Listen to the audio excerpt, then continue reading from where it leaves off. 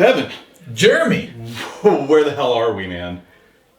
Well, we're in the USW World Headquarters. We are. Located in San Francisco Bay Area. We are behind, or rather in front of, the unmistakably blue wall for all kinds of blue screen effects, which none of will be used for this Prequels and a Pint thing that you got going on here. Never. And speaking of Prequels and a Pint, this isn't beer, it's coffee. We're filming early in the morning. And hungover. I am hungover.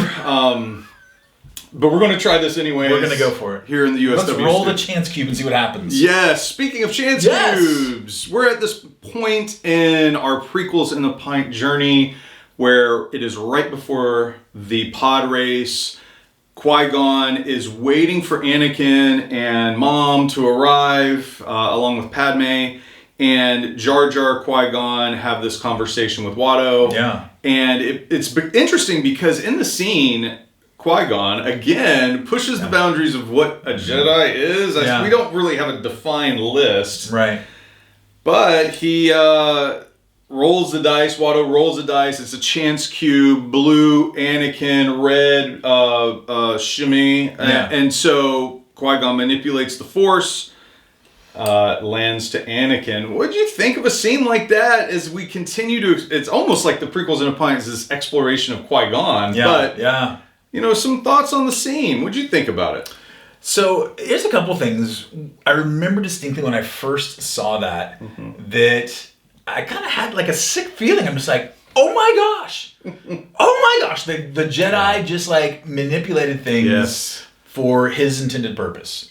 Yeah. And I found that super fascinating, and I didn't know how to process that back in 99. Yeah.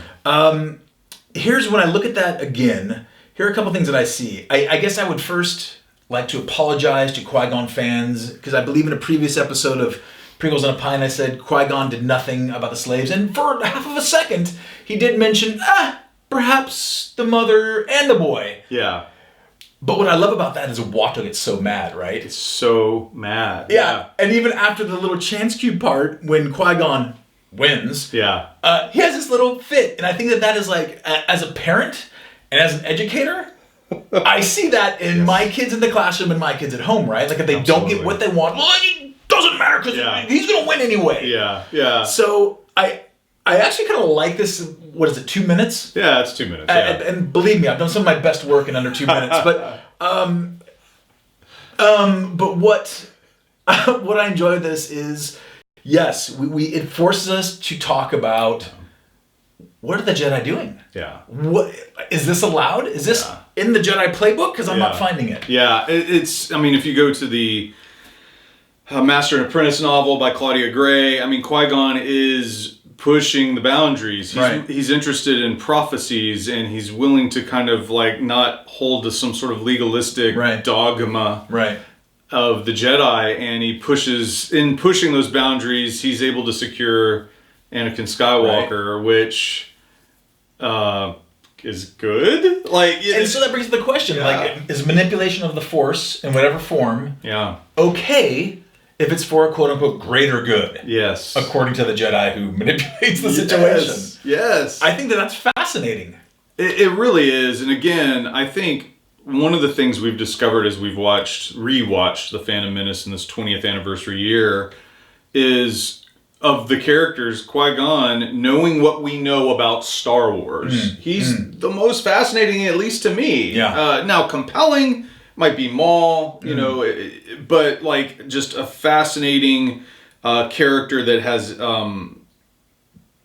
there seems to be, I don't know if conflict's the right word, but there seems to be, he knows what he's up to. Right. Because there's some scenes later in the film where they go to Coruscant and we see kind of this butting of heads going on. And, you know, there's a complexity to Qui-Gon. Right. And I think this scene, this moment of changing the chance cube is just one of the many that adds to this character.